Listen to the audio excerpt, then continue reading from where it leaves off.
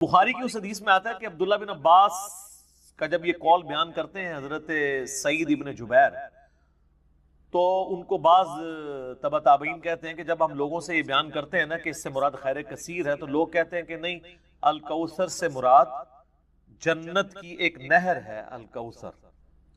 تو سعید ابن جبیر کہتے ہیں کہ جنت کی وہ نہر بھی تو خیر کثیر میں داخل ہے، حضور کو جو جنت کی نعمتیں ملیں گی وہ بھی کثرت کے ساتھ ملیں گی۔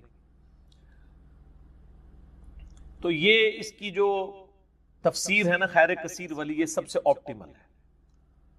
اس میں جو ہے وہ حوض کوثر بھی شامل ہے، جو صحیح مسلم میں حدیث ہے کہ نبی صلی اللہ علیہ وآلہ وسلم صحابہ میں بیٹھے تھے تو آپ کو اچانک ایک اونگ آئی، تھوڑی دیر بعد جب آپ کی آنکھ کھلی تو آپ مسکرا رہے تھے، اور پھر آپ نے کہا کہ ابھی ابھی اللہ تعالیٰ نے مجھ پہ یہ آیات نازل کی ہیں، بسم اللہ الرحمن الرحیم، یعنی آپ الاسلام نے بسم اللہ سے سٹارٹ کیا، انا اعطیناک الکوثر فصل لربک وانحر ان شانئک هو الابتر۔ اور پھر آپ نے فرمایا کہ جانتے ہو یہ الکوثر کیا ہے؟ تو صحابہ نے کہا اللہ اس کا رسول بہتر جانتے ہیں۔ تو آپ صلی اللہ علیہ وآلہ وسلم نے فرمایا یہ جنت میں ایک نہر ہے جو مجھے اللہ تعالیٰ نے عطا فرمائی ہے، اور اس کے کنارے کی جو مٹی ہے وہ کستوری سے زیادہ خوشبودار ہے، اور اس کے برتن آسمان کے ستاروں کے برابر ہیں۔ اور صحیح بخاری میں آتا ہے کہ شب معراج جب نبی علیہ السلام جنت میں سیر کر رہے تھے تو وہاں آپ کو ایک نہر دکھائی گئی، اور جبرائیل علیہ السلام نے کہا کہ یہ وہ الکوثر ہے جو آپ کو اللہ تعالیٰ نے عطا کی ہے۔ اور آپ صلی اللہ علیہ وآلہ وسلم کے الفاظ ہیں بخاری مسلم دونوں میں کہ اس کا جو مشروب ہے وہ دودھ سے زیادہ سفید، شہد سے زیادہ میٹھا، اور اس کی خوشبو کستوری کی خوشبو سے زیادہ ہے، اور جو کوئی ایک دفعہ میرے حوض کوثر سے وہ مشروب پی لے گا اسے کبھی بھی پیاس نہیں لگے گی۔ جنت میں جو انسان کھائے پیے گا نا وہ بھوک کی وجہ سے نہیں، ذہن میں رکھے گا، بھوک ایک عیب ہے، پیشاب ایک عیب ہے، نیند ایک عیب ہے، اسی لیے یہ تینوں چیزیں جنت میں نہیں ہیں۔ جنت میں انسان کھائیں گے لذت لینے کے لیے، پیشاب نہیں ہوگا، بخاری مسلم میں الفاظ ہیں خوشبودار ڈکار آئے گی، سارا کھانا ہضم۔ تو جنت چونکہ نعمتوں کا نام ہے، کوئی کمزوری نہیں، وہاں پہ نیند بھی نہیں ہے۔ یہاں پہ تو ہم نیند کیوں یوز کرتے ہیں؟ تاکہ ہم نیکسٹ 24 گھنٹے میں پرفارم کر سکیں گے، بلکہ بیٹری چارج ہوتی ہے۔ وہ میری خالہ جو ہے نا وہ بڑے پیارے الفاظ استعمال کرتی ہیں، ان کی بیٹی جب چھوٹی تھی نا تو سوئی ہوتی تھی نا تو کون سے پوچھتا تھا بیٹی ہے کہ کہتے ہیں چارجنگ تے لائی ہیں، کیونکہ بچے جب اٹھتے ہیں نا پھر تو آپ ان کو سنبھال بیٹھے، جب تک یہ سونا نہ جائیں سکون نہیں آتا۔ تو وہ جو سوتے ہیں نا وہ چارجنگ پہ لگے ہوئے ہوتے ہیں، پھر جیسے صبح انہوں نے اٹھنا نا ایٹھلی اوپرلی کر دینی ہے۔ تو قیامت میں جنت والے دن آپ کو جنت میں چارجنگ کی ضرورت نہیں ہے، بلکہ نیند وہاں پہ ضرورت ہی نہیں، اللہ تعالیٰ نے ویسے ہی انسان کو اتنی انرجی دی ہوئی ہوگی۔ تو لہذا آپ علیہ السلام کا جو فرمان ہے نا کہ جو ایک بار پیے گا وہ کبھی پیاسا نہیں ہوگا، تو کسی کے ذہن میں خیال آ سکتا ہے کہ پیاسا نہیں ہوگا تو پھر پانی کی لذت کیا؟ وہ اللہ تعالیٰ نے جنت کی نعمتوں میں لذت ہی اتنی رکھی ہے کہ انسان لذت کی وجہ سے اس کو استعمال کرے گا۔ اور پھر انہی احادیث میں بخاری و مسلم کے موجود ہے کہ میرے حوض کوثر پہ پھر ایسے لوگ بھی لائے جائیں گے جن میں پہچانتا ہوں گا، اور جب میں انہیں مشروب پلانے لگوں گا تو میرے ان کے درمیان ایک آڑ قائم کر دی جائے گی، تو میں کہوں گا کہ یہ تو میرے صحابہ ہیں، اصحابی اصحابی۔ امتی والی روایتیں بھی ہیں بخاری مسلم میں، اصحابی والی بھی ہیں۔ تو مجھے بتایا جائے گا کہ یا رسول اللہ آپ کو نہیں پتا آپ کے بعد انہوں نے دین میں بدعتیں جاری کر دی تھی اور الٹے قدم پھر گئے تھے، تو آپ صلی اللہ علیہ وآلہ وسلم فرماتے ہیں کہ پھر میں کہوں گا سحقا سحقا لمن غیر بعدی، ان پہ پھٹکار ہو، ان کو مجھ سے دور کر دو جنہوں نے میرے بعد میرے دین کو بدل دیا۔ یہ حدیث بخاری اور مسلم دونوں میں ہے، اور حوض کوثر والے چیپٹر میں امام مسلم اسے لے کے آئے ہیں، بخاری میں موجود ہے۔ اس حدیث پہ کامنٹس ہیں عبداللہ ابن ابی ملیکہ تابعی کے، وہ جب بھی حدیث بیان کیا کرتے تھے تو وہ کہا کرتے تھے اے اللہ ہم تجھ سے یہ دعا کرتے ہیں کہ تیرے نبی کی وفات کے بعد ان کے دل سے الٹے قدم نہ پھرے، آمین ثم آمین۔ تو اللہ تعالیٰ ہمیں حوض کوثر پہ آپ صلی اللہ علیہ وآلہ وسلم کے مبارک ہاتھوں سے مشروب نصیب فرمائے۔ یہ دعا انسان کو اپنے لیے کرنی چاہیے، ظاہر ہے کہ وہ اہل جنت ہوں گے۔ اور بخاری مسلم میں کہ اس کے جو برتن ہیں نا، وہ برتن ہی آسمان کے ستاروں کے برابر اس کی تعداد ہے۔ پورا ایک نقشہ کھینچا گیا۔ آپ مشکات کی 30 جلد میں حوض کوثر اور شفاعت والا چیپٹر نکالیں تو آپ کو وہ ساری احادیث مل جائیں گی۔ ترمذی اور ابن ماجہ میں ایک وہ حدیث بھی بڑی مشہور ہے جو حضرت انس بن مالک کہتے ہیں کہ یا رسول اللہ کیا میری شفاعت کریں گے؟ تو آپ فرمایا میں کروں گا۔ تو یا رسول اللہ قیامت والے دن میں آپ کو کہاں تلاش کروں؟ تو آپ علیہ السلام فرمایا میزان عمل پہ آ جانا جہاں میرے امتیوں کے نام اعمال تل رہے ہوں گے۔ یا رسول اللہ وہاں نہ پاؤں تو فرمایا حوض کوثر پہ آ جانا۔ عرض کی وہاں پہ بھی نہ پاؤں تو فرمایا پھر پولیس رات پہ آ جانا۔ کہا وہاں پہ بھی نہ پاؤں تو آپ فرمایا میں ان 3 جگہوں کے سوا کہیں اور نہیں ہوں گا، یا میں حوض کوثر پہ ہوں گا اپنے پیاسے امتیوں کو مشروب پلا رہا ہوں گا، یا پھر میزان عمل پہ ہوں گا شفاعت کے لیے، یا پھر میں پولیس رات پہ ہوں گا اپنے امتیوں کے لیے سلامتی کی دعا کرنے کے لیے۔ تو یہ 3 جگہیں ہیں جہاں پہ آپ صلی اللہ علیہ وآلہ وسلم کو قیامت والے دن تلاش کیا جا سکتا ہے انشاءاللہ تعالی۔ تو یہ حوض کوثر میں وہ خیر کثیر جو ہر طرح کی آپ کو عطا کی گئی وہ بھی شامل ہے، اور اسپیسیفکلی حوض کوثر جو ہے وہ بھی، حتیٰ کہ جو بخاری اور مسلم میں حدیث ہے، آپ نے اپنی وفات سے 1 مہینے پہلے خطبہ دیا تھا غزوہ احد کے شہداء پر، جو آپ نے نماز جنازہ دوبارہ پڑھی تھی 8 سال بعد۔ اس میں الفاظ ہیں، آپ نے فرمایا کہ میرا ممبر جو ہے وہ حوض کوثر پہ لگا ہوا ہے۔ یہ والے جو الفاظ ہیں یہ دوسری حدیث میں، کیونکہ وہاں پہ ممبر نہیں تھا، یہ الفاظ ہیں بخاری اور مسلم کی وہ حدیث کہ میرے گھر سے میرے ممبر سے میرے گھر تک جنت کے ٹکڑوں میں سے ایک ٹکڑا ہے ریاض الجنہ، اس میں الفاظ ہیں اور میرا ممبر جو ہے وہ حوض کوثر پہ لگا ہوا ہے۔ یعنی آپ علیہ السلام وہ دیکھ رہے تھے حوض کوثر کا منظر، ٹائم میں گزار کے آپ کو دکھایا گیا۔ وہ جو بخاری مسلم کی وہ والی حدیث ہے عقبہ بن عامر والی، جو شہدائے احد پہ آپ نے 8 سال بعد جنازہ پڑھا اپنی وفات سے 1 مہینہ پہلے، اور عقبہ ابن عامر کے الفاظ ہیں یہ آخری دفعہ میں نے رسول اللہ کو ممبر پہ دیکھا، اس کے بعد میں نے آپ کو نہیں دیکھا۔ تو اس میں الفاظ ہیں، آپ نے فرمایا کہ میں اپنے حوض کوثر کو اس وقت بھی دیکھ رہا ہوں، اور دیکھنا میرے بعد جو ہے وہ مجھے تم سے یہ خطرہ نہیں کہ تم شرک میں مبتلا ہو جاؤ گے، بلکہ مجھے خطرہ ہے کہ تم دنیا کے مال میں پڑ جاؤ گے اور پھر اس کی لالچ میں ایک دوسرے کو قتل کرو گے اور تم بھی تباہ و برباد ہو جاؤ گے جس طرح اگلی قومیں تباہ و برباد ہوگی۔ تو اس میں بھی حوض کوثر کے الفاظ موجود ہیں۔ اور پھر میرے ایک کربلا والے ریسرچ پیپر میں بھی آپ کو پتہ ہے ایک حدیث ہے جو میں نے حوض کوثر کا ذکر اس حدیث کے اندر بھی موجود ہے۔ جب وہ سنن ابی داؤد کی ایک حدیث ہے نا، وہ عبید اللہ ابن زیاد کے پاس ایک وہ آتا ہے، ہاں یہ ابو داؤد کے اندر 4749 ہے۔ ابو طالوت تابعی کہتے ہیں کہ میں ابو برزہ کو میں نے دیکھا کہ وہ گورنر یزید عبید اللہ ابن زیاد کے پاس آئے جب کہ وہ دسترخوان پر تھا، تو اس نے ابو برزہ کو آتے ہوئے دیکھا اور کہا کہ یہ تمہارا ٹھگنا محمدی ہے۔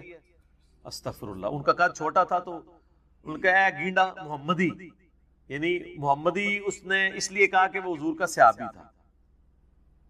تو یہ کتنی سخت توہین کی عبید اللہ ابن زیاد نے۔ یہ وہی خبیث ہے جس کے بارے میں بخاری میں 3748 نمبر حدیث ہے، جس میں امام بخاری نے حسین کے ساتھ علیہ السلام لکھا ہے کہ یہ حضرت حسین کے حسن میں کلام کرنے لگا تو انس بن مالک نے کہا کہ رسول اللہ کے سب سے زیادہ مشابہت رکھنے والے حسین تھے۔ یہ وہی عبید اللہ ابن زیاد ہے۔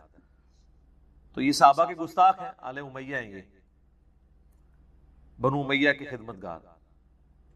تو اب آپ دیکھیں جب اس نے یہ بات کی نا تو حضرت ابو برزہ اس کی تنزیہ بات کو سمجھ گیا۔ آپ نے فرمایا مجھے گمان نہیں تھا کہ میں ایسے لوگوں کے دور حکومت تک زندہ رہوں گا جو مجھے رسول اللہ کی صحبت پر آر دلائیں گے، کہ میری زندگی میں یہ وقت بھی آنا ہے کہ رسول اللہ کی وجہ سے ہمیں پوری دنیا پہ غلبہ ملا، اور اس غلبے کی حکومت کو جو لوگ انجوائے کر رہے ہیں عرب کے بدو، یہ رسول اللہ سے میری نسبت پہ مجھے آر دلائیں گے کہ مجھے کہہ رہے ہیں کہ ٹھگنا محمدی، یعنی پنجابی سے کہنا گینڈا محمدی، نعوذ باللہ. تو اب اس نے فوراً پینترا بدلا، وہ کہنے لگا کہ محمد صلی اللہ علیہ وسلم کی صحابیت تمہارے لیے باعث زینت ہے، آر کا سبب نہیں. پھر کہنے لگا کہ میں نے تمہیں اس لیے بلوایا ہے کہ تم سے حوض کوثر کے بارے میں پوچھوں، کیا تم نے رسول اللہ سے اس کے بارے میں کچھ سنا ہے؟ تو ابو برزہ نے فرمایا ہاں، نہ ایک بار، نہ دو بار، نہ تین بار، نہ چار بار، نہ 5 بار، میں نے کئی مرتبہ رسول اللہ صلی اللہ علیہ وآلہ وسلم سے حوض کوثر کے بارے میں سنا، اور جو حوض کوثر کو نہ مانے اللہ تعالیٰ اسے اس کا پینا نصیب ہی نہ فرمائے. اور پھر سیدنا ابو طالوت کہتے ہیں کہ سیدنا ابو برزہ رضی اللہ تعالیٰ عنہ غصے کی حالت میں وہاں سے تشریف لے گئے. انہوں نے بدعا دی کہ جو حضور کے حوض کوثر کو نہیں مانتا اللہ تعالیٰ اس کو حوض کوثر نصیب ہی نہ کرے. تو حوض کوثر جو ہے ایک ریالٹی ہے، اور قیامت والے دن کی چند بڑی ایکٹیویٹیز جو انسان کے لیے تسکین کا باعث ہیں، ان میں سے ایک عرش کا سایہ، اسی طریقے سے یہ حوض کوثر بھی ہے. اس گرمی کے اندر اللہ تعالیٰ کی نعمتوں میں سے بڑی نعمت ہے، ہم سب کو نصیب فرمائے، آمین ثم آمین. ٹھیک ہو گئی؟ اب میرے بھائیو جو یہ آیت مبارکہ آ رہی ہے نا، سورۃ النساء کی آیت نمبر 48، یہ متقاضی ہے کہ ہم بقیہ ساری گفتگو اسی کانٹیکسٹ میں کریں. یہ قرآن حکیم کی اگر میں کہوں نا سب سے کریٹیکل آیت ہے، تو میرا یہ دعویٰ غلط نہیں ہوگا. کائنات کی سب سے بڑی حقیقت کو آشکار کرنے والی یہ آیت مبارکہ ہے، تو یہ میرا دعویٰ غلط نہیں ہوگا. سورۃ النساء کی آیت نمبر 48 سورۃ النساء میں 2 دفعہ ریپیٹ ہوئی ہے، تھوڑے سے الفاظ کے فرق کے ساتھ. ایک 48 نمبر پہ اور اس کے بعد 116 کے اوپر جا کے یہ آیت آئے گی. شروع کے الفاظ سیم ہیں، بعد والے جو ہیں وہ تھوڑا سا فرق ہے. میں وہ دونوں آیات پڑھ دیتا ہوں اور اس کے اوپر پھر انشاءاللہ تفصیلی ڈسکشن کرتے ہیں. پہلے اس آیت مبارکہ کو ہم پڑھ لیں.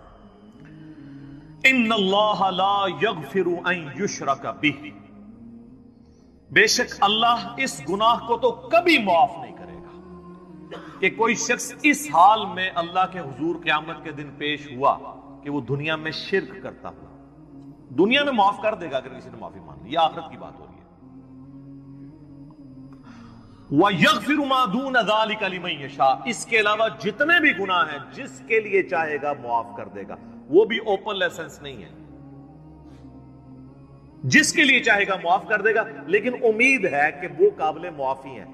لیکن شرک ایسا گناہ ہے جو اللہ بھی معاف نہیں کرے گا. اب کوئی کہے کہ جی اللہ کی یہ قدرت کی نفی نہیں ہو جاتی، ان اللہ علی کل شیء قدیر ہے، تو اللہ یہ کیوں کہہ رہا ہے کہ میں شرک بھی معاف نہیں کروں گا؟ اللہ تو شرک معاف کر سکتا ہے، ہم یہ جملہ بھی نہیں بولیں گے کہ کر سکتا ہے. اس لیے لا تبدیل لکلمات اللہ، جو اللہ کی وعیدیں ہیں نا وہ اللہ کے فیصلے ہیں. یہ بہت سخت معاملہ ہے، اللہ کے کلمات نہیں بدلتے. تو اللہ تعالیٰ نے یہ اپنی ڈیسٹنی میں چیز مقرر کر دی ہے کہ میں نے مشرک کو کسی صورت بھی بخشنا نہیں ہے، اس کے لیے جنت نہیں ہے. ہاں اس کے علاوہ کوئی گناہ ہے وہ جس کے لیے چاہے گا معاف کر دے گا، اور وہ بھی اوپن لائسنس نہیں ہے. اور اس میں آپ کو ایک گناہ کے حوالے سے بتا دوں، سن نبی داؤد میں حدیث ہے، نبی صلی اللہ علیہ وآلہ وسلم نے فرمایا کہ 2 گناہ ایسے ہیں جو اللہ تعالیٰ کبھی معاف نہیں کرے گا، باقی ہر گناہ معاف کر دے گا. ایک شرک اور دوسرا کسی مؤمن کا قتل ناحق.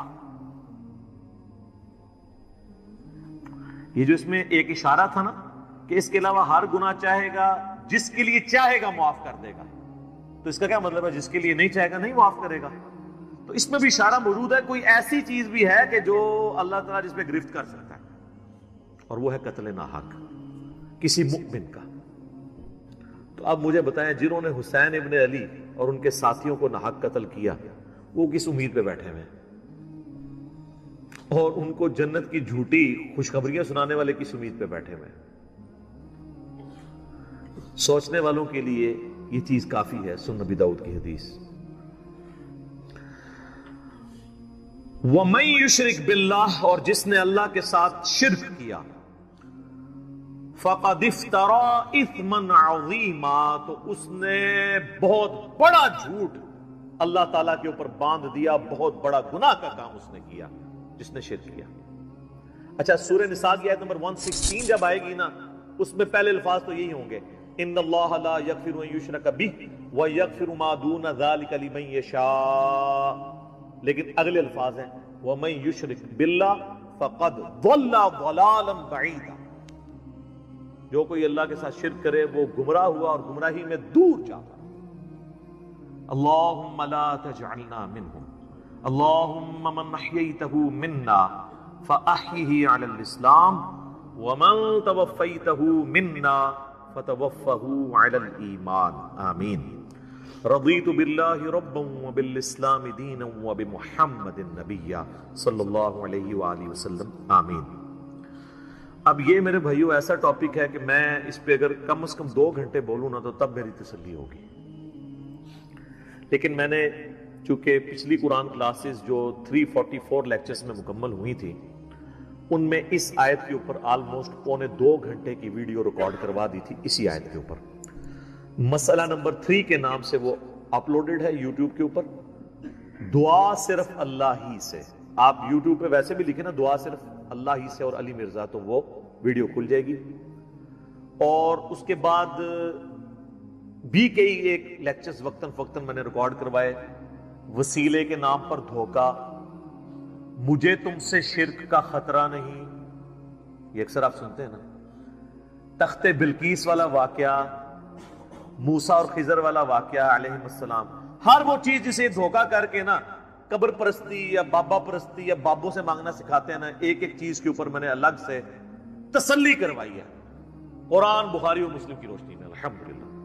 اب وہ سارے لیکچر جمع کریں تو اس ایک آیت پہ کم از کم 10 گھنٹے گفتگو ہو سکتی ہے، لیکن ٹائم تو متحمل نہیں ہے کہ ہم اتنی ڈیٹیل گفتگو کریں، لیکن چند ایک باتیں تو میں ضرور کروں گا۔ ایک ریسرچ پیپر میں نے اس کے اوپر لکھ دیا 8 صفحوں کا، آپ اہل سنت پاک.com پہ ڈاؤن لوڈ کریں گے۔ دعا صرف اللہ ہی سے، میں نے اس کا نام توحید، شرک اس طرح کا نہیں رکھا کیونکہ لوگ ان ناموں سے چڑھ جاتے ہیں، میں نے وہ چیز اس کے نام پہ رکھی کہ جس کے اوپر لوگ چڑھے۔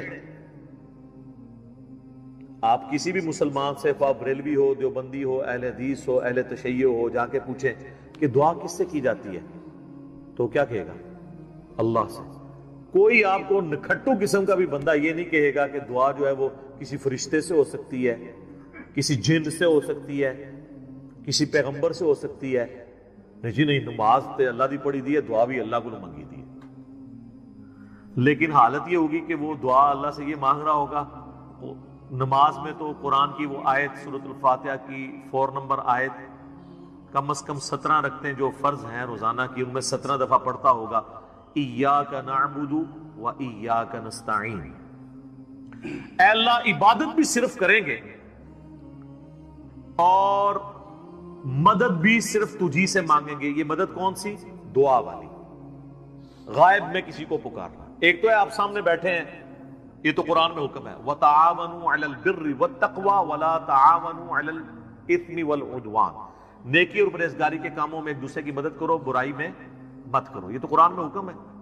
میں آپ کو کہتا ہوں مجھے پانی پلا دیں، آپ مجھے پانی پلاتے ہیں، تو یہ قرآن میں حکم ہے کہ آپ نے اسباب اختیار کرنا ہے، لیکن آپ بغداد شریف میں، اجمیر شریف میں، اور وہاں بھی قبر میں دفن ہیں، اور آپ مر چکے ہیں، آخرت کی زندگی میں زندہ ہیں، دنیا کی زندگی سے نکل چکے ہیں، اور میں آپ سے کہوں کہ پانی پلا دیں، وہی بات، وہی جملہ ایک فریم آف ریفرنس کے بدلنے سے شرک بن جائے گا، کیونکہ آپ غیر اللہ سے دعا مانگ رہے ہیں۔ ظاہری اس باب میں تو آپ کافر سے بھی مدد مانگ سکتے ہیں۔ صحیح بخاری میں موجود ہے، نبی علیہ السلام جب فوت ہوئے تو آپ کی زرہ بھی ایک یہودی کے پاس گروی رکھی ہوئی تھی، گندم کے عوض، اناج کے عوض، تو آپ نے یہودی سے بھی مدد لی۔ بعض لوگ کہتے ہیں جی نبی علیہ السلام نے غزوہ خیبر پر مولا علی سے مدد مانگی، بھئی مولا علی سامنے موجود تھے، وہ جتنے صاحب آپ کے ساتھ تھے وہ رسول اللہ صلی اللہ علیہ وسلم کے مددگار تھے دین کے اعتبار سے، لیکن آپ نے خیبر کے موقع پر اپنے چچا کو جو آرمی چیف تھے غزوہ بدر اور احد میں، حمزہ بن عبد المطلب، جو کہ اللہ کے شیر ہیں اور سید الشہداء ہیں، المستدرک الحاکم میں حدیث موجود ہے. آپ نے یہ تو نہیں کہا المدد یا حمزہ، امیر حمزہ میری مدد کو پہنچے، کیونکہ وہ فوت ہو چکے تھے. جو سامنے موجود تھے انہیں کو بلانا تھا. تو دو چیزوں کو ہی مکس کرتے ہیں. اچھا مجھے بتائیں بارش کون برساتا ہے؟ اللہ. ڈیوٹی کس کی ہے؟ فرشتوں کی. تو ہم کیا بارش اللہ سے مانگتے ہیں یا فرشتوں سے؟ اللہ سے. فرشتوں سے مانگیں گے تو شرک ہو جائے گا. لہذا یہ پتا چلا کہ اگر ڈیوٹیاں بھی لگی ہوئی ہوں، کہنا نا بزرگوں کی ڈیوٹیاں نے، اللہ دا کہا ڈیوٹی کسی کو نہیں پوری ہوئی. جس مزار دا کہنا نا ڈیوٹی ہے، سارے چرسی پوڈری افیمی اسی مزار تک بیٹھے ہوندے نے، اپنے مزار دے ہوتے ڈیوٹی نہیں پوری ہو رہی انہوں کو. چلے ڈیوٹی لگی بھی ہو پھر بھی آپ پکار نہیں کسی کو سکتے. یہ جھگڑا نہیں ہے کہ مولا علی علیہ السلام مشکل کشا ہیں یا نہیں، شیخ عبد القادر جیلانی رحمت اللہ علیہ مشکل کشا ہیں یا نہیں. یہ تو جھگڑا ہی نہیں ہے. جھگڑا یہ ہے کہ اگر یہ ہو بھی تب بھی مرنے کے بعد، اس دنیا کی زندگی سے جانے کے بعد، آپ ان سے کمیونیکیشن نہیں کر سکتے، نہ کسی فرشتے سے، نہ کسی جن سے، نہ کسی پیغمبر سے. اور اگر آپ ظاہری اسباب کی بات کرتے ہیں تو سب سے بڑا مشکل کشا ظاہری اسباب میں اس کائنات میں انسانوں کے لیے سورج. سورج ختم ہو جائے سارے انسان مر جائیں گے، چاہے کوئی بزرگ ہے یا غیر بزرگ ہے، چاہے مسلمان ہے یا کافر ہے، سارا. سورج ختم، زمین اپنی نباتات نہیں پیدا کر سکتی فوٹو سنتھسس کے ذریعے جو کرتی ہے. جب زمین اگانا چھوڑ دے گی تو اگر آپ جانور بھی کھائیں گے تو کتنا عرصہ، جس طرح ہمارے حکمران ہمیں کہتے ہیں کہ اگر ٹماٹر مہنگے ہیں تو دہی ڈال دو. تو اگر زمین اگانا چھوڑ دے تو ہم جانور کھائیں گے تو کتنا عرصہ، مچھلیاں کھائیں گے تو کتنا عرصہ، وہ بھی ساری مر جائیں گی ہمارے کھانے سے پہلے ہی.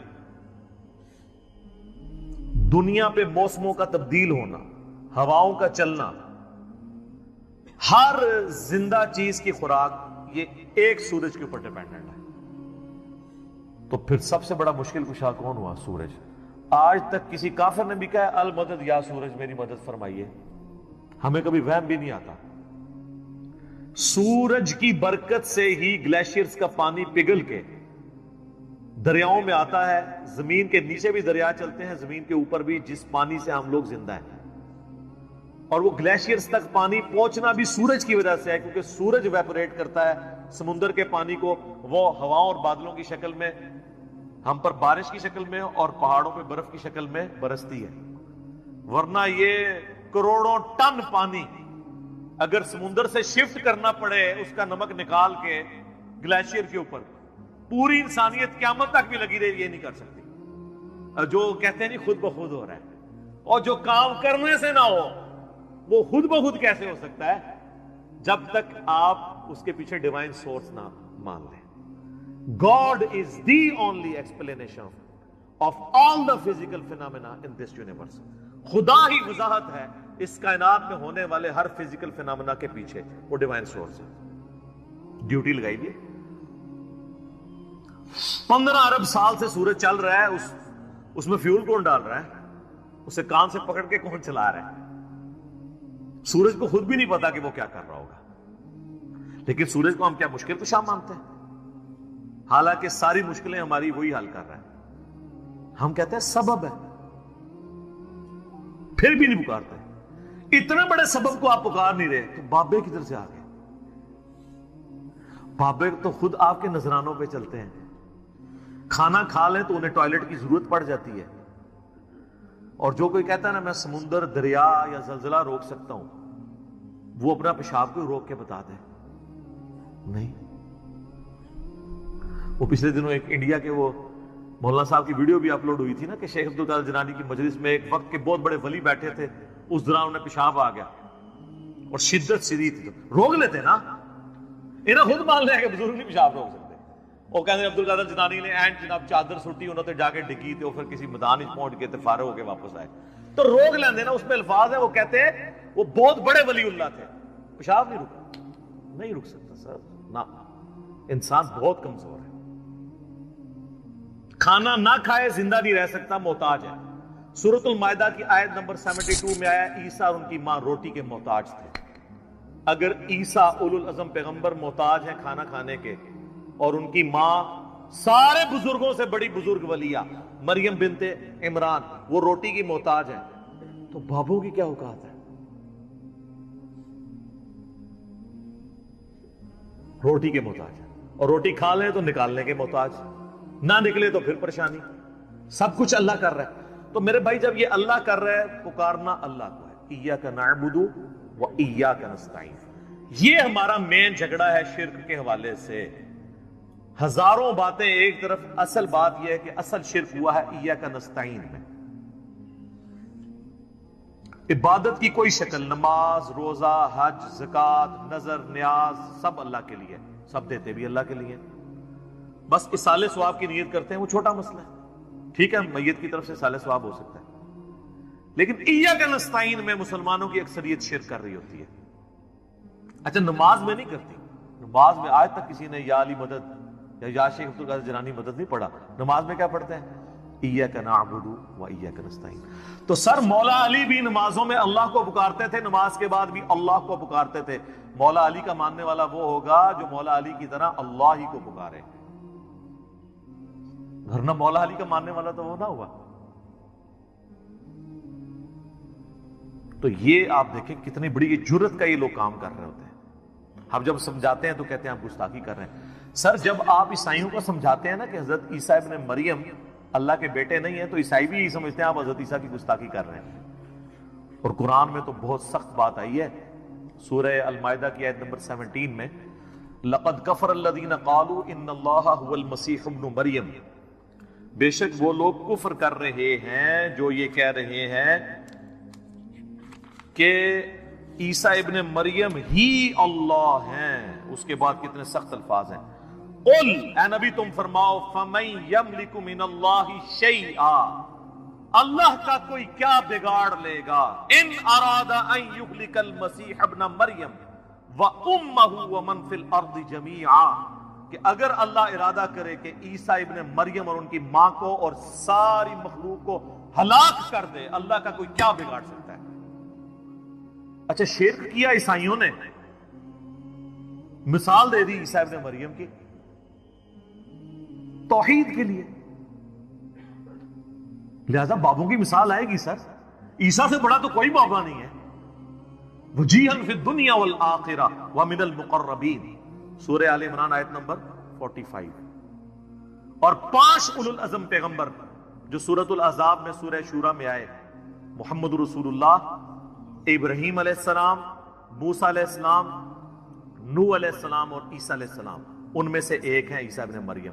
اور اللہ فرما رہا ہے اللہ کا کوئی کیا بگاڑ لے گا اگر اللہ عیسیٰ اور اس کی ماں اور سب لوگوں کو ہلاک کر دے. وَلِلَّهِ مُلْكُ السَّمَاوَاتِ وَالْأَرْضِ. بادشاہت تو آسمانوں اور زمین کی اللہ کی ہے. وَمَا بَيْنَهُمَا. اور جو کچھ اس کے درمیان ہے اس کا مالک بھی اللہ ہے. يَخْلُقُ مَا يَشَاءُ. جو چاہتا ہے پیدا کرتا ہے. عیسیٰ کو بھی اس نے پیدا کیا، یہ اس کی مخلوق ہے. That's all. جس طرح اور مخلوقات ہیں. وَاللَّهُ عَلَى كُلِّ شَيْءٍ قَدِيرٌ. اور اللہ تعالیٰ ہر چیز کے اوپر قادر ہے. سر کس لیول پہ جا کے آپ کو اللہ سمجھائے، کس لیول کے اوپر جا کے؟ توحید کا معاملہ بہت سینسٹیو ہے. میں اکثر ایک جملہ بولتا ہوں، شرک is the most sensitive issue in the sight of Allah. Allah کے حضور شرک سے زیادہ کوئی حساس معاملہ نہیں ہے. اس لیے تو یہ آیت آئی ہے کہ اللہ نے ہر گناہ معاف کر دینا لیکن یہ معاف نہیں کرنا. لیکن سر ایک خوشخبری بھی ہے. سورۃ الفرقان کی آیت نمبر 70 میں آیا کہ اگر کوئی شرک سے دنیا کی زندگی میں توبہ کر لے، ہم اس کے گناہوں کو بھی نیکیوں سے بدل دیں گے. سبحان اللہ وبحمدہ، سبحان اللہ وبحمدہ، سبحان اللہ العظیم، عدد خلقہ ورضا نفسہ وزنۃ عرشہ ومداد کلماتہ. یعنی اللہ اس کو یہ بھی لکھے گا کہ اتنا سا تو نے شرک کیا ہے، ہن پہلے اینے سال نیکیاں کر، تو ایڈا گاڑا گناہ سی، انہوں ختم کرنے ٹائم چاہیے. اللہ کہتا ہے تو توبہ کر لے، میں اس گناہ کو بھی نیکی کے برابر تول لوں گا. ایک بار میری طرف آ جا. صحیح مسلم میں حدیث ہے اور جامعہ ترمذی میں بھی، اے میرے بندے اگر تو اتنے گناہ کر لے کہ آسمان تک پہنچ جائیں اور صرف ایک دفعہ مجھ سے معافی مانگ لے، میں تیری توبہ قبول کر لوں گا. اور اے میرے بندے اگر تو زمین و آسمان گناہوں کے بھر کے قیامت والے دن میرے پاس آیا لیکن تو نے ایک گناہ نہ کیا ہوا اور وہ ہے مجھ سے کے ساتھ کسی کو شریک ٹھہرانا تو میں اس قدر مغفرت کے ساتھ اس سے ملاقات کر لوں گا اگر تو نے شرک نہ کیا ہوا. بس یہ گارنٹی دے. ایک تو موٹا موٹا شرک ہے نا, ویسے تو خواہش نفس کو بھی شرک کہا گیا. افرائیت من اتخذ الہہ ہوا, بھلا اس شخص کو دیکھا جس نے اپنی خواہش نفس کو اپنا خدا بنا لیا. وہ بھی چھوٹا شرک تو ہے. فجر کے وقت اذان کی آواز سن کے مسجد میں نہ جانا اور اپنے نفس کی پیروی کرنا یہ بھی شرک کی ایک فارم ہے. اسی لیے ابراہیم علیہ السلام کو سب سے بڑی جو ڈگری قرآن میں اللہ نے دی ہے نا وہ کیا ہے, وما کان من المشرکین, وہ مشرک نہیں تھے. ہاں بندہ کہتا ہے یار یہ کون سی ڈگری ہے, مشرک تو میں بھی نہیں ہوں. نا سر نا, ابراہیم علیہ السلام دی توحید اور تے تہاڈی میری توحید اور. وہ ہر طرح کے شرک سے آزاد ہو چکے تھے. سر اس سے بڑی کیا بات ہوگی. اللہ نے قرآن پاک میں فرمایا کہ سورۃ البقرہ میں کہ جب جب ابراہیم کو اس کے رب نے آزمایا تب تب وہ آزمائش میں پورا اترا. اور سورۃ النجم میں فرمایا ابراہیم وہ ہے جو ہم سے وفا کرنے والا ہے. اور سورہ الصافات میں آیا کہ ہم نے اسے اتنی بڑی آزمائش میں ڈالا کہ اس کے بچے کی قربانی کا اسے حکم دیا تو وہ تیار ہو گیا اس کے لیے. تو انہوں نے بیٹے کو بھی اللہ کے مقابلے پہ کھڑے نہیں ہونے دیا, اس لیے کہا گیا وما کان من المشرکین. یہ کوئی چھوٹی ڈگری نہیں, بہت بڑی ڈگری ہے. تو شرک کا معاملہ بہت سینسٹیو ہے. یہ صحیح مسلم کی میں نے آپ کو حدیث بتائی. ایک اور حدیث ہے صحیح مسلم کے اندر ہی کہ نبی علیہ السلام جب شب معراج گئے تو اللہ تعالیٰ نے ان کو 3 تحفے دیے. نمبر 1 5 نمازیں, نمبر 2 سورۃ البقرہ کی آخری 2 آیات آمن الرسول, اور تیسرا یہ کہ میں گارنٹی دیتا ہوں کہ آپ کا جو امتی شرک نہیں کرے گا نا میں اس کی مغفرت کر دوں گا قیامت والے دن, یعنی at the end of the day اپنا عذاب بھگتنے کے بعد. یہ نبی علیہ السلام کو گارنٹی دی گئی. بخاری اور مسلم دونوں میں حدیث ہے, نبی علیہ السلام نے 3 دفعہ فرمایا جانتے ہو سب سے بڑا گناہ کون سا ہے, جانتے ہو سب سے بڑا گناہ کون سا ہے, جانتے ہو سب سے بڑا گناہ کون سا ہے. صحابہ نے کہا یا رسول اللہ, اللہ اور اس کا رسول بہتر جانتے ہیں. آپ فرمایا کیا میں تمہیں بتا نہ دوں, تمہیں بتا نہ دوں, بتا نہ دوں. کہ یا رسول اللہ بتائیں. فرمایا اللہ کے ساتھ شرک کرنا. اور ایک اور حدیث ہے بخاری اور مسلم کی, اس میں بھی یہی الفاظ ہیں, لیکن اس میں الفاظ ہیں کہ تم اللہ کے ساتھ شرک کرتے ہو حالانکہ اس نے تمہیں پیدا کیا. پیدا کرنے والا اور پیدا ہوا برابر نہیں ہو سکتے. سر اللہ ہی ہے جو پیدا کرنے والا ہے, باقی سب پیدا ہوئے ہیں, تو وہ اللہ کے مقابلے میں کیسے آ سکتے ہیں؟ نیور, کبھی نہیں آ سکتے.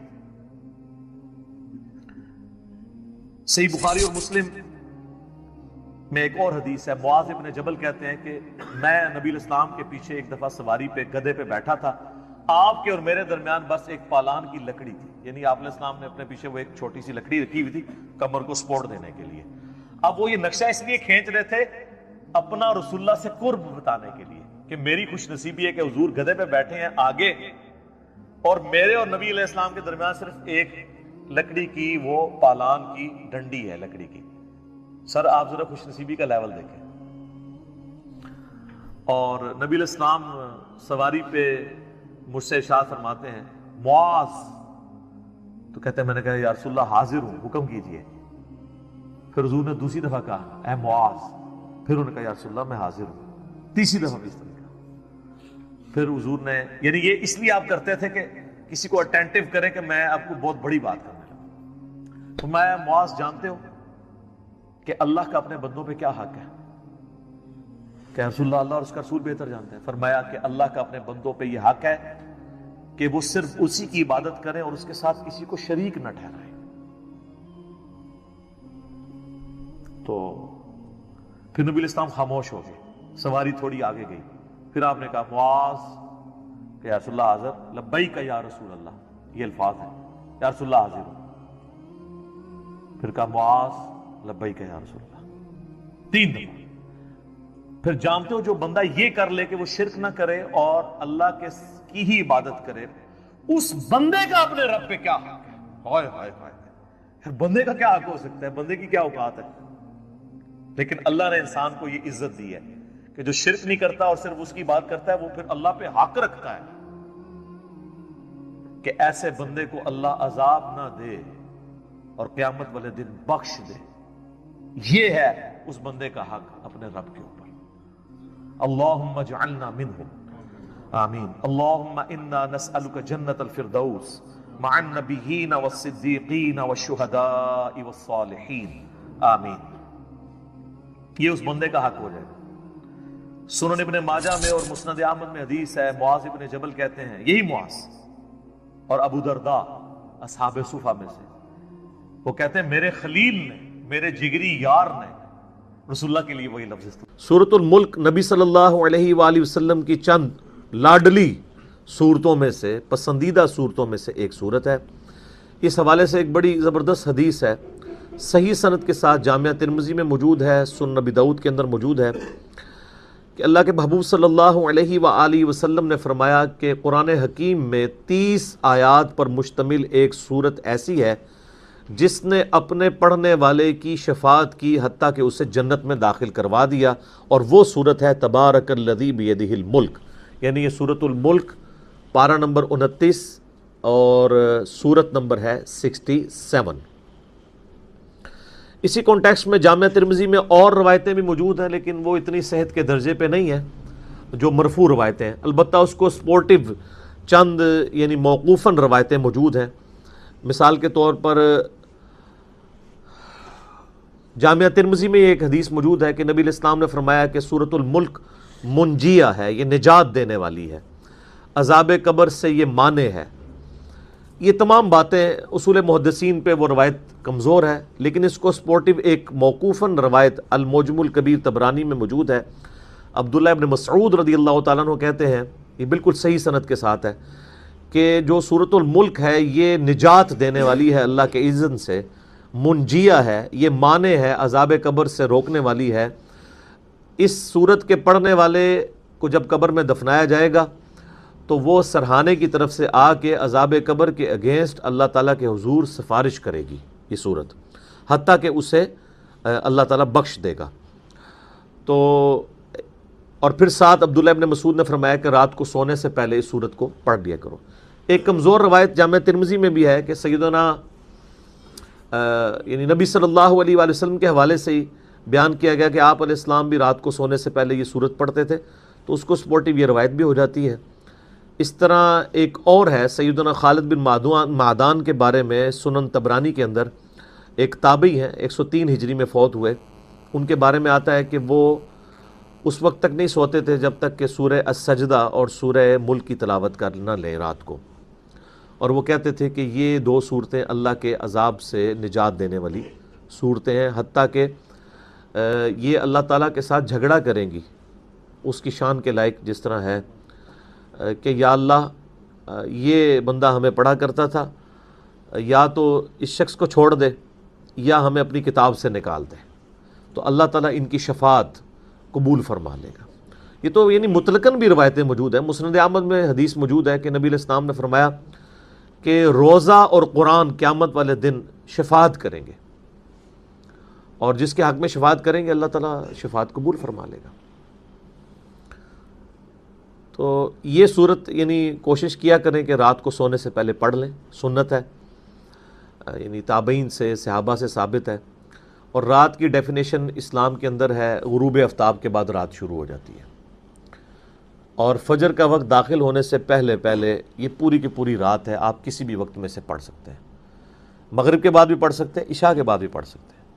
اور اگر کوئی رات کو پڑھنا بھول جائے تو صحیح مسلم میں ایک حدیث ہے کہ نبی صلی اللہ علیہ وآلہ وسلم نے فرمایا جو شخص رات کے وظائف بھول جائے یا کسی وجہ سے وہ سو جائے تو اگلے دن کی ظہر سے پہلے پہلے اگر ان کو پڑھ لے تو اللہ تعالیٰ اس کو وہی فضیلت عطا فرما دے گا.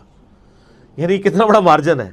اسی کے تحت ایک دفعہ وہ شاہ احمد نورانی صاحب نے ٹی وی میں کہیں کہہ دیا آ کے کہ جس کی تراویح کی نماز رہ جائے نا تو وہ صبح اشراق کے وقت میں بے شک پڑھ لے. تو لوگوں نے کہا لو جی انہوں نے کیا بات کر دی.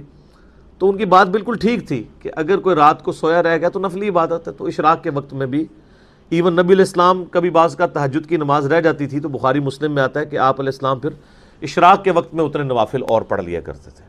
تو یہ ٹالرنس اللہ تعالیٰ نے رکھی ہوئی ہے. لیکن یہ ساری یعنی نفلی عبادات ہیں, یعنی یہ اوبلیگیٹری نہیں ہے بلکہ سنت ہے اور نوافل کے طور پہ آتی نہ کہ فرائض کے طور پہ۔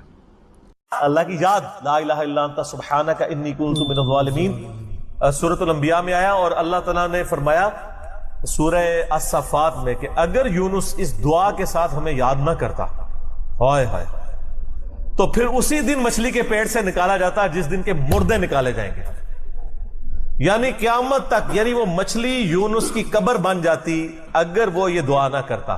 اس سے کئی رزلٹ نکلے۔ ایک تو رزلٹ یہ نکلا کہ یہ دعا اللہ کو اتنی محبوب ہے کہ وہ اللہ جس کا جلال اتنا ہے کہ وہ اپنے پیغمبر کو بھی کہہ رہا ہے کہ تو نے قیامت والے دن ہی نکلنا تھا، کہ مجھے اتنا غصہ ہے تیرے اوپر، گناہ کے اوپر نہیں، لغزش کے اوپر، وہ غصہ بھی ٹھنڈا ہو گیا۔ اس لیے میں کہتا ہوں سب سے بیسٹ استغفار جو آئے ہیں ان میں سے ایک لا الہ الا انت سبحانک انی کنت من الظالمین ہے، اور جامعہ ترمذی میں حدیث ہے جو شخص بھی یونس کی دعا کے ساتھ اللہ کی طرف متوجہ ہوا اللہ اسے محروم نہیں لوٹائے گا۔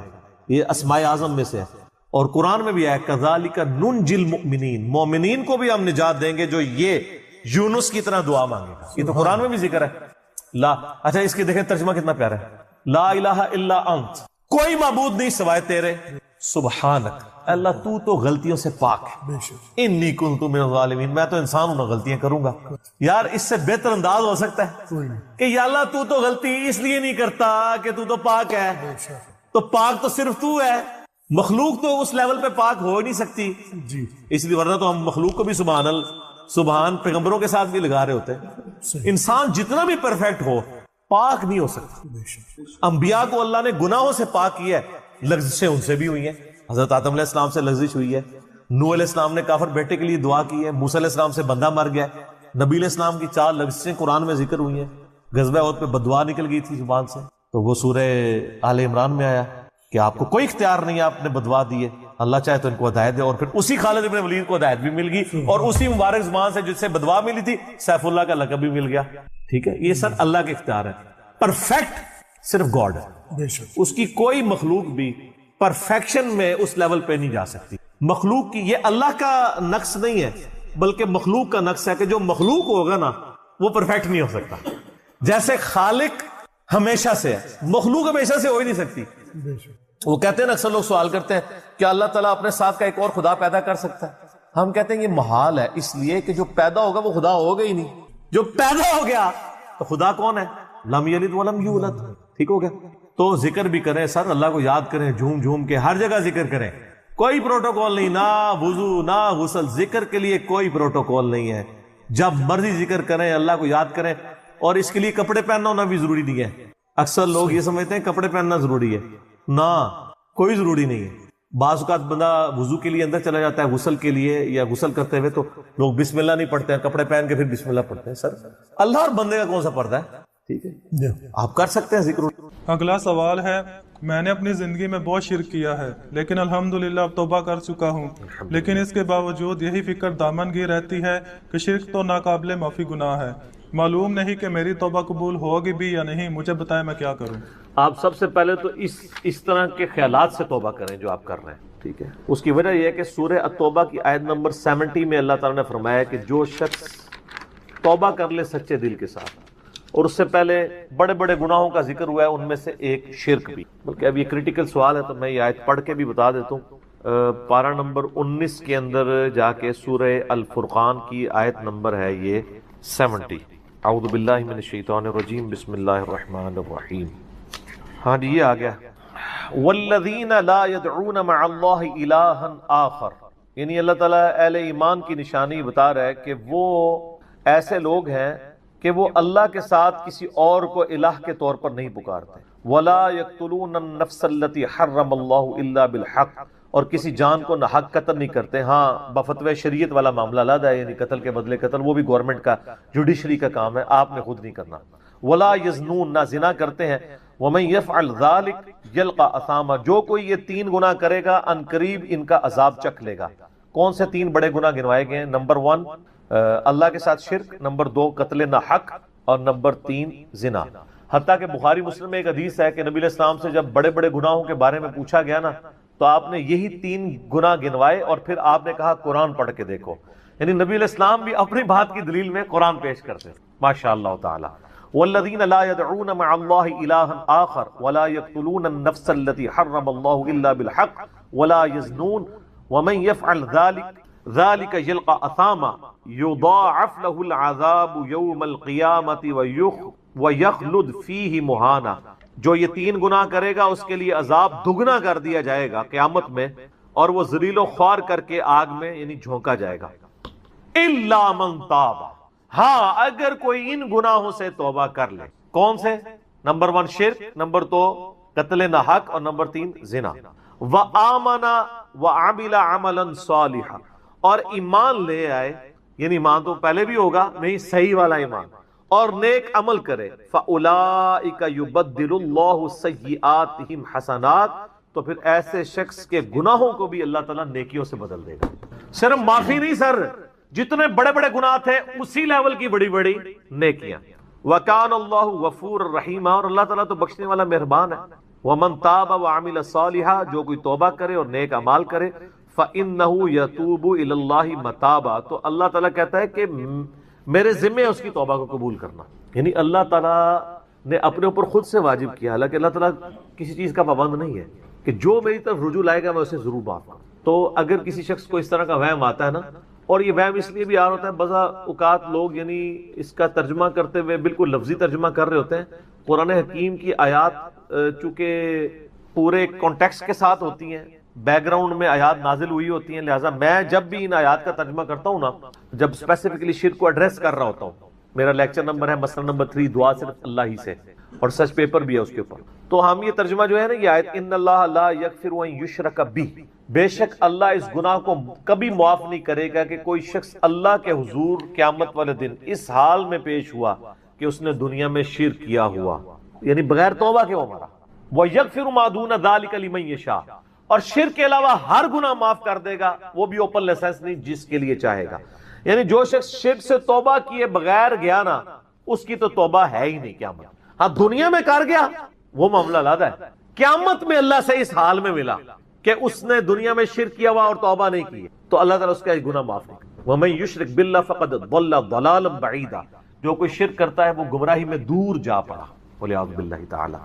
دنیا میں تو میرے بھائی جامعہ ترمذی میں حدیث ہے، نبی علیہ السلام نے فرمایا موت کے غرغرے سے پہلے اللہ تعالیٰ توبہ قبول کرے. موت کے غرغرے سے مراد ہے نزع کا عالم طاری ہونے سے پہلے. جب کسی کو موت نظر آ گئی نا، اب وہ توبہ نہیں کر سکتا. وہ تو قرآن حکیم میں ہے نا، فرعون جب ڈوبنے لگا تھا تو اس نے کیا کہا تھا، میں ہارون اور موسیٰ کے رب پر ایمان لاتا ہوں، بنی اسرائیل کے رب پہ.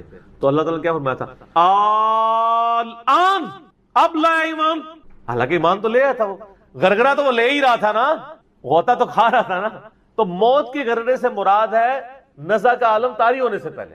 اور اس میں ایک پوائنٹ کئی دفعہ ہائی لائٹ کر چکا ہوں، یہاں پہ بھی کر دوں. اگر آپ کو کسی شخص کے بارے میں یہ پتا چل جائے نا کہ اس کو لا علاج بیماری لگ چکی اور وہ اب کچھ عرصے میں ایکسپائر ہو جائے گا، جیسے کینسر ہے، یعنی ہم نے یہ لرن کر لیا نا کہ کینسر جب 3rd سٹیج کے اوپر پہنچ جاتا ہے تو وہ انسان بچتا نہیں. جس شخص کو کینسر ہوا ہے، یا سپوز اس کے گردے فیل ہو گئے، یا دل بالکل ایج پہ پہنچ چکے، ایسے لوگوں کو یعنی پاکستان انڈیا میں تو لوگ چھپاتے ہیں کہ پہلے ہی نہ کہیں مر جائے. وہ سن کے کتنی حیران کن بات ہے کہ مسلمان جس کے لیے موت ایسٹ ہونی چاہیے، چلو کافر کو تو سمجھ آتا ہے، اس نے تو دنیا ہی کمائی ہے نا، مسلمان بھی یعنی مرنے سے پہلے مر جاتے ہیں موت کا سن کے. ایسا تو نہیں ہونا چاہیے اصولاً. اور یہ ٹانٹ اللہ نے قرآن پاک میں یہودیوں کو دی ہے سورہ جمعہ کے اندر، کہ کہتے ہیں نا اللہ کے بڑے چہیتے ہیں، ان کو کہو کہ تم موت کی تمنا کرو اگر تم سچے ہو. اگر تم اللہ کے چہیتے ہو تو پھر موت تو تمہارے لیے خوشخبری ہونی چاہیے، لائبلٹی نہیں ہونی چاہیے، ایسٹ ہونی چاہیے. اب یہی تان ہمیں بھی آ رہا ہے، مسلمان کی حالت نہیں ہونی چاہیے، اس کو موت کا پتہ چلے تو جناب وقت سے پہلے ہی مرنے کی کوشش کرے.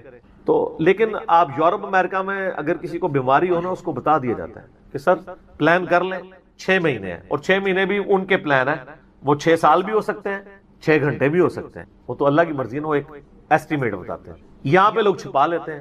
اس کا نقصان یہ ہے کہ نہ وہ اپنی لائف کو یعنی کوئی وراثت کے پوائنٹ آف ویو سے مینج کر سکتا ہے، اور سب سے بڑھ کے اسے توبہ کی طرف آپ کو لانا چاہیے.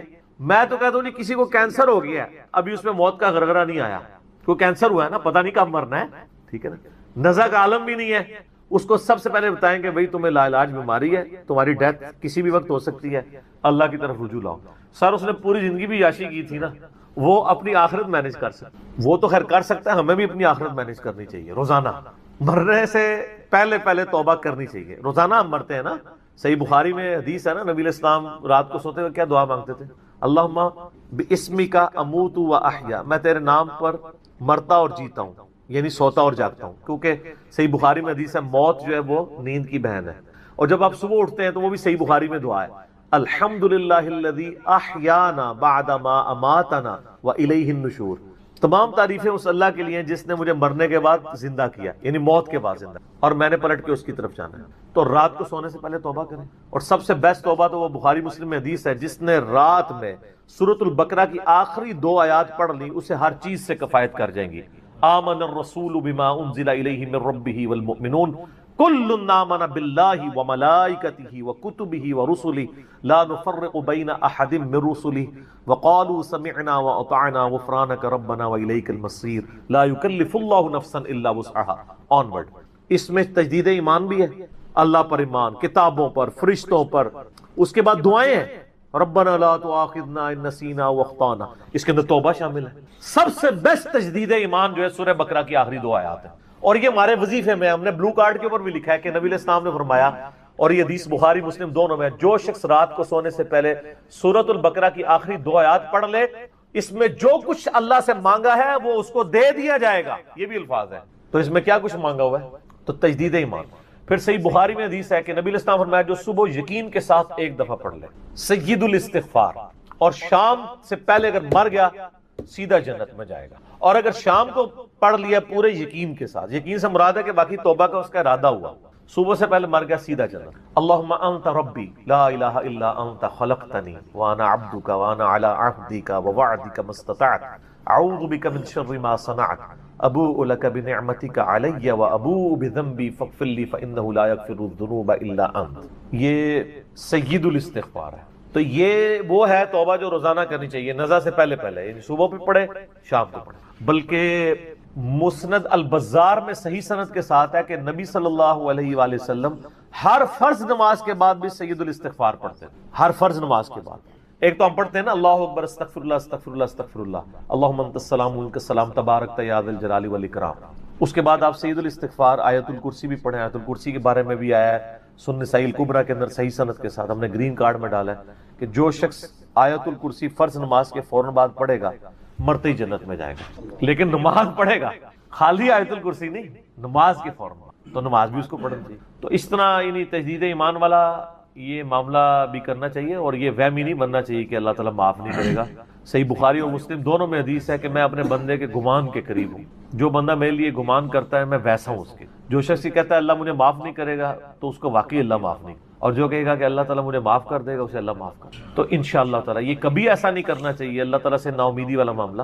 آپ اپنے رب کے وعدوں پر، نبی صلی اللہ علیہ وسلم کے وعدوں پر یقین رکھیں کہ جس شخص نے سچے دل سے توبہ کی ہے اس کی نہ صرف توبہ قبول ہوگی سورۃ الفرقان آیت نمبر 70 کے تحت، بلکہ اس کے گناہوں کو بھی نیکیوں سے بدل دیا جائے گا۔ تو اللہ تعالیٰ رجوع لانے والوں کو پسند فرماتا ہے، بار بار رجوع لاتے رہنا چاہیے، اللہ تعالیٰ سے اپنے آپ کو آزاد نہیں کرنا چاہیے، نیکی کی ہو یا نہ کی ہو، گناہ کیا ہو یا نہیں کیا، یہ علیحدہ سے بات ہے۔ نبی علیہ السلام سے بڑھ کر کون نیک ہو سکتا ہے؟ صحیح بخاری میں حدیث ہے کہ میں بھی روزانہ 70 سے زیادہ دفعہ اپنے رب کی طرف استغفار لے کے آتا ہوں، استغفر اللہ و اتوب الیہ۔